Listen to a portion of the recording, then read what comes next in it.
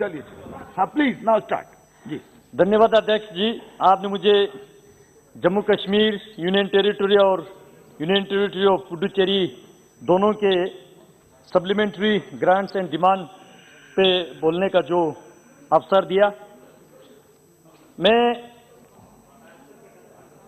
माननीय finance minister जी ने इस बजट में और सप्लीमेंट्री में जम्मू कश्मीर और पुडुचेरी दोनों यूनियन टेरिटरीज को सरकार की ओर से बहुत अच्छा ध्यान रखते हुए,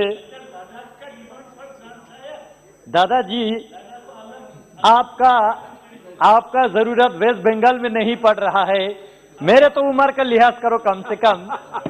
दादाजी मेरा तो उम्र का लिहाज करो, मुझे तो लगा कि आपका आजकल उपयोग वेस्ट बंगाल में होना चाहिए था, आपको तो यहां भेज दिया।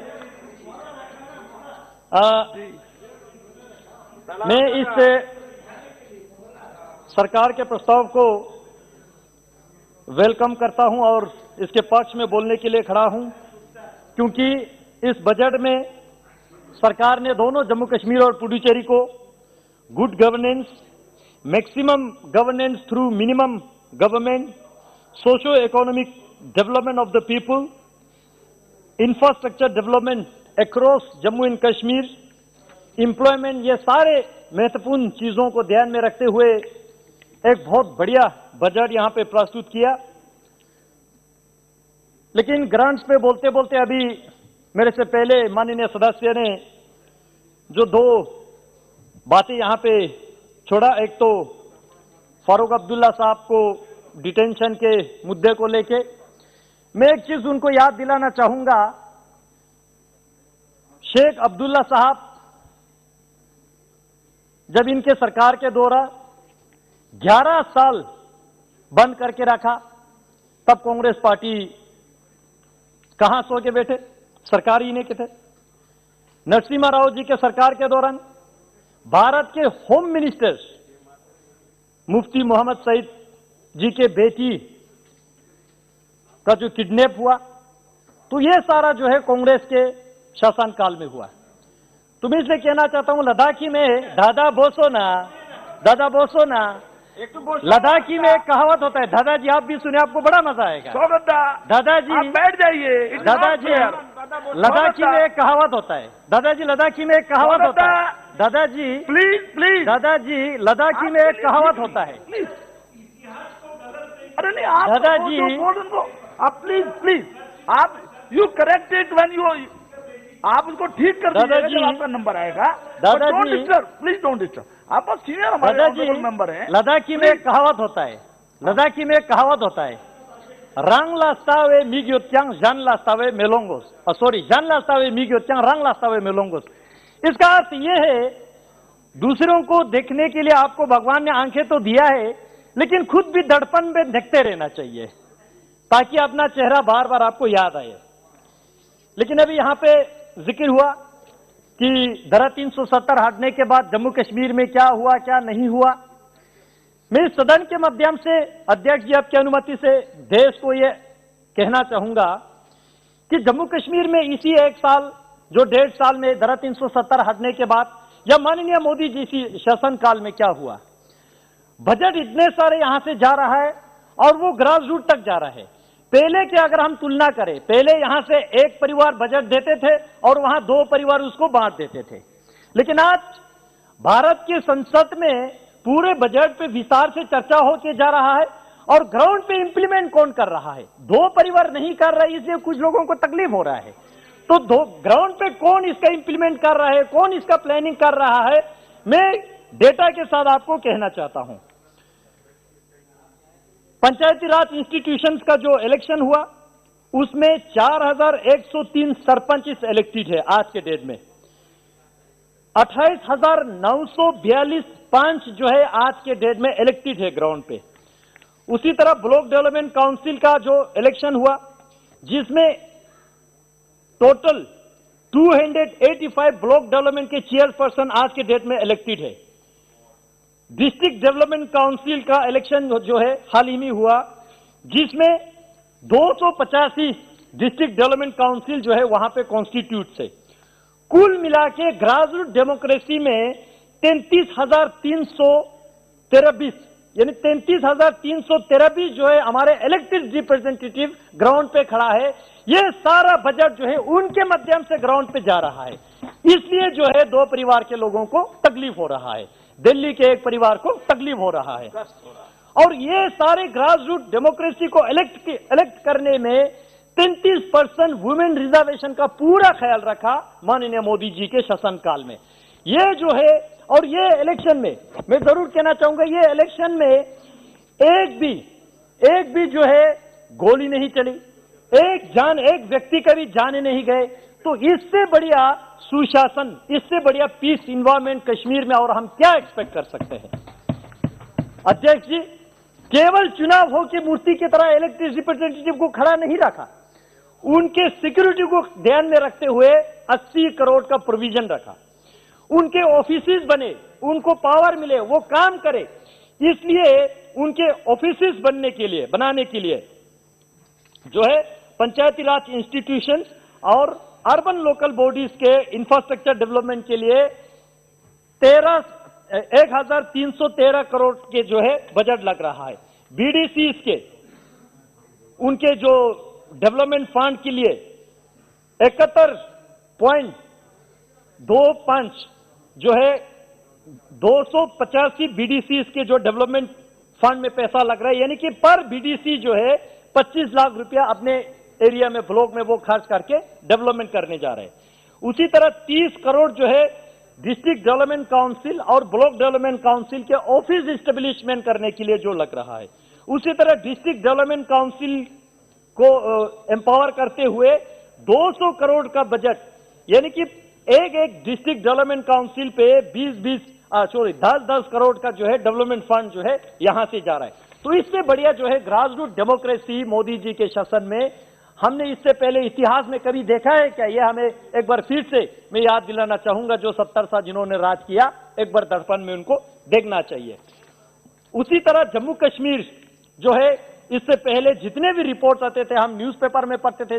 मैं जम्मू में खुद पढ़ा हूं, जब भी वहां के जो लोकल न्यूज़पेपर में या नेशनल न्यूज़पेपर में हम पढ़ते हैं, पहले हम जम्मू कश्मीर में हिस्सा होते थे, तो हमें बहुत दुख होता था कि हमारा स्टेट जो है करप्टेड स्टेट नंबर 1 पे आ रहा है, कभी 2 पे आ रहा है, 3 से नीचे तो जा ही नहीं रहा है। लेकिन आज क्यों ये सारा क्यों हो रहा था? जम्मू कश्मीर करप्टेड स्टेट इसलिए रिकॉर्ड में बार बार आ रहा था, वहां पे एंटी करप्शन एजेंसीज का जुरिसडिक्शन ही नहीं लगते थे।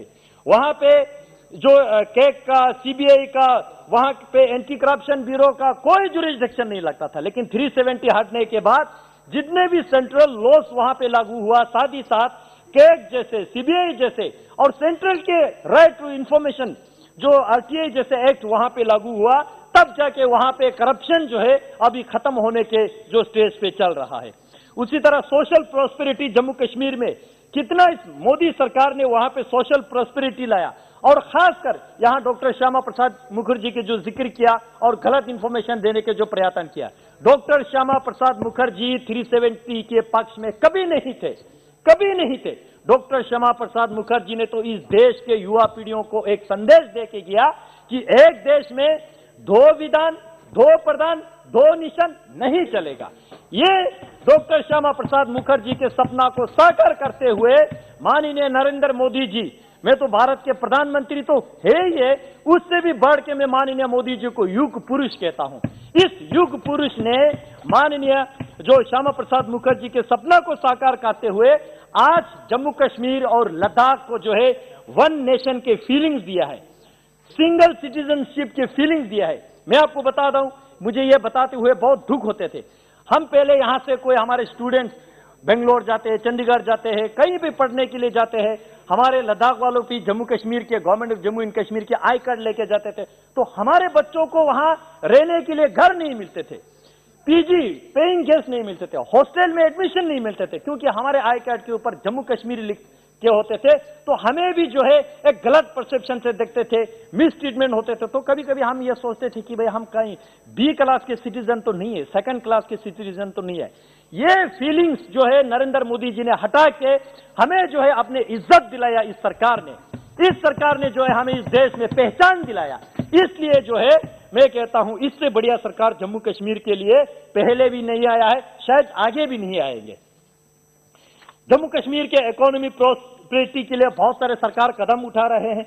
उसी तरह जम्मू कश्मीर के सिक्योरिटी को लेकर सभी लोगों को एक चिंता रहते हैं। सिग्निफिकेंट इंप्रूवमेंट जो है जम्मू कश्मीर के सिक्योरिटी सिचुएशन को लेके इसी मोदी जी के शासनकाल में हुआ है, और सिक्योरिटी को ध्यान में रखते हुए बहुत सारे नया जो स्टेप्स लिया, जो हाई एंड सिक्योरिटी इक्विपमेंट्स हो, नया जो है आयर बटालियन वहां पे राइज किया, 2 बटालियन बॉर्डर बटालियन और 2 वुमेन बटालियन जो है वहां पे राइज किया। एसपीओ के जो है उनका जो रिन्यूमरेशन पहले 3000 6000 बहुत कम मिलते थे, उसको 18,000 पर मंथ जो है बनाया। उसी तरह जो वहां पे कोई हमारे सिपाही जम्मू कश्मीर पुलिस के कोई वहां शहीद होते थे, उनको एक ग्रेशिया मिलते थे, करीब पर पर्सन जो है 5 लाख ही मिलते थे, वो 12 लाख तक ले गया। एसपीओ कोई शहीद होता है तो 2 लाख मिलता था, उसको 5 लाख कर दिया। ऐसे बहुत सारे जो अनगिनत जो है स्टेप जो है मोदी सरकार ने जम्मू कश्मीर में लिया है।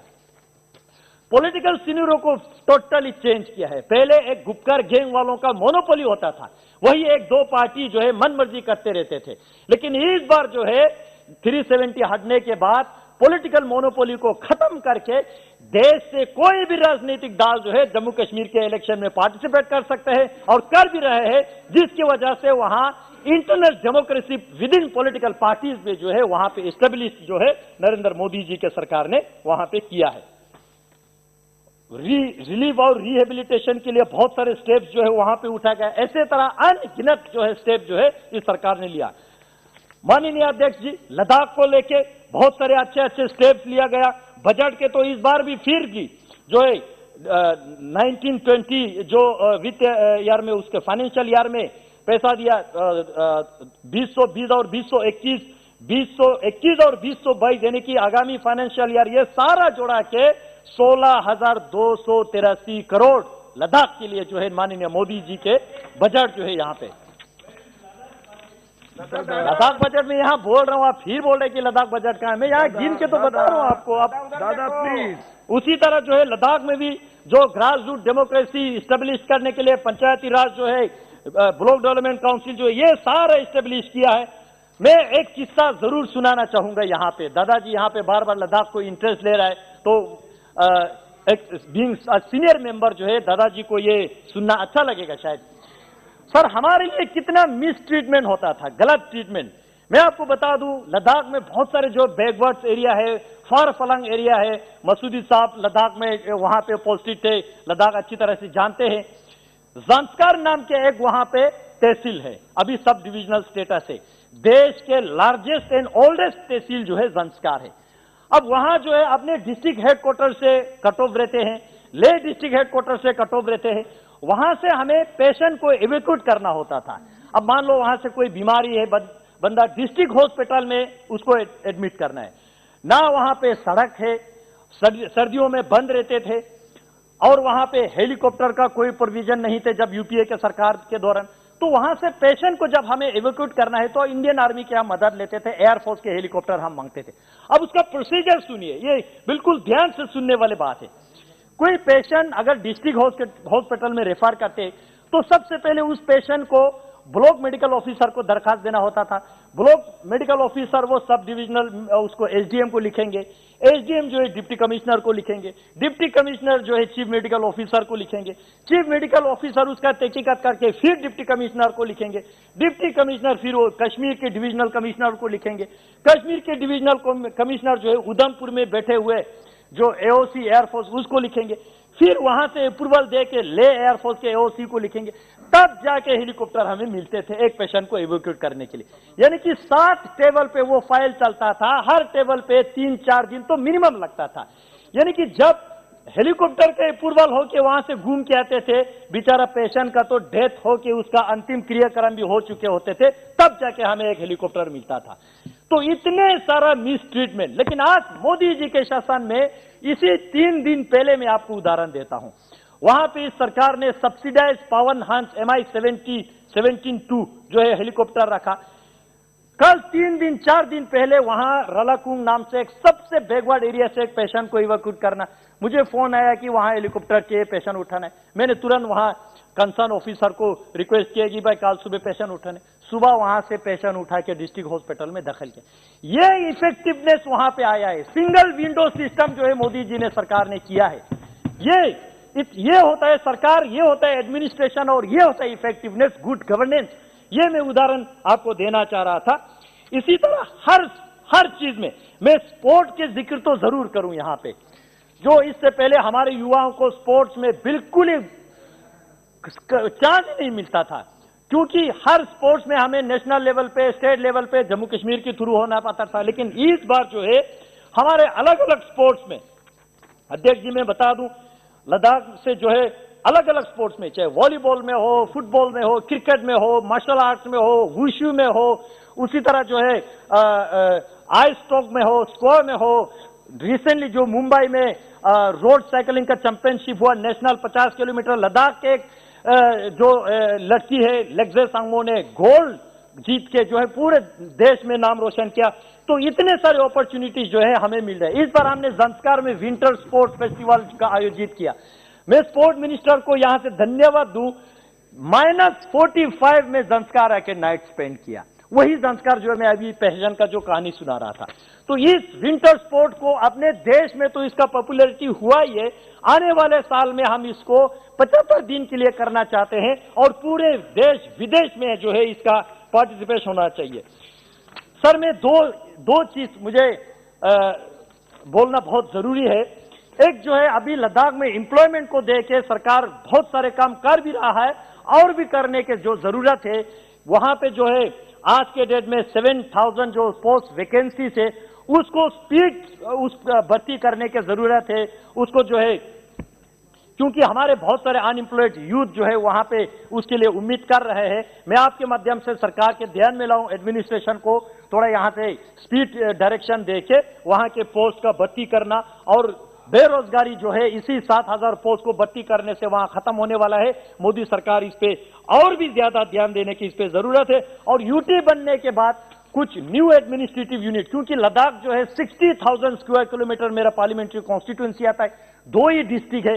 यूटी करने के बाद अभी ग्रास रूट पे एडमिनिस्ट्रेशन ले जाने के लिए वहां पे और डिस्ट्रिक्ट क्रिएट करने के, sir 1 minute please, last district create करने की जरूरत है। ज़ंस्कार और नुब्रा उसी तरह और भी जो वहां पे वायबिलिटी देख के डिस्ट्रिक्ट क्रिएट करने की बहुत आवश्यकता है। पौंडीचेरी को लेके सर लास्ट मिनट में मैं पौंडीचेरी को खत्म करूंगा। सरकार ने बहुत अच्छा बजट इस बार रखा है। पौंडीचेरी के जो कल मैं स्टडी कर रहा था, मुझे बहुत दुख हुआ पौंडीचेरी को इससे पहले जो सरकार जो अनस्टेबल वहां पे क्रिएट हुआ, जिसकी वजह से वो सरकार गिर गए। क्यों गिरा? इन्होंने पौंडीचेरी में कांग्रेस के सरकार वहां पे थे, पूरे राशन स्टोर बंद करके रखा इन्होंने, पूरे मिल्स इन्होंने बंद करके रखा, लोगों को राशन दिया नहीं। ये सारे राशन स्टोर मोदी जी के सरकार पौंडीचेरी में भी आने के बाद इसको दोबारा खोलने की जरूरत है। वहां पे 10,000 एम्प्लॉयज को सैलरी नहीं मिल रहा है। 1 नेशन 1 राशन कार्ड पौंडीचेरी में इंप्लीमेंट नहीं है। मेडिकल रिजर्वेशन ऑल इंडिया में स्टेट लेवल का 55% होते हैं, पौंडीचेरी में जो है 35% पे रिजर्वेशन रखा है, उसको बढ़ाने की जरूरत है। सेंट्रल गवर्नमेंट स्कीम्स जिस तरह वेस्ट बंगाल में इंप्लीमेंट नहीं होता है, उससे भी बुरा हालात इन्होंने पौंडीचेरी में करके रखा है। उसी तरह वहां पे जो लोकल बॉडीज का इलेक्शन, मैं कल पढ़ते हुए मैं हैरान हुआ हूं। देश आजाद होने के बाद लोकल बॉडीज का इलेक्शन केवल 2 बार ही हुआ, और दूसरी बार तो वहां के हाई कोर्ट के ऑर्डर से हुआ। कांग्रेस पार्टी कहां सो के बैठे थे? इसलिए मैं कहता हूं कांग्रेस पार्टी को दड़पन में देखते रहने की जरूरत है। पुडुचेरी में आज के डेट में कांग्रेस के नाकामयाबी के कारण से बेंगलोर और हैदराबाद से जो वहां फ्लाइट जाते थे, लास्ट 1 ईयर से फ्लाइट बंद है। तो ये इतना ही मैंने कहना, और भी बहुत सारे पॉइंट तो है, लेकिन आपने मुझे बहुत अच्छा समय दिया। मैं इस सरकार को धन्यवाद देना चाहूंगा, बहुत अच्छा बजट दिया है पुडुचेरी और जम्मू कश्मीर को, मैं इसके समर्थन करता हूं। बहुत बहुत धन्यवाद। जय हिंद, जय भारत।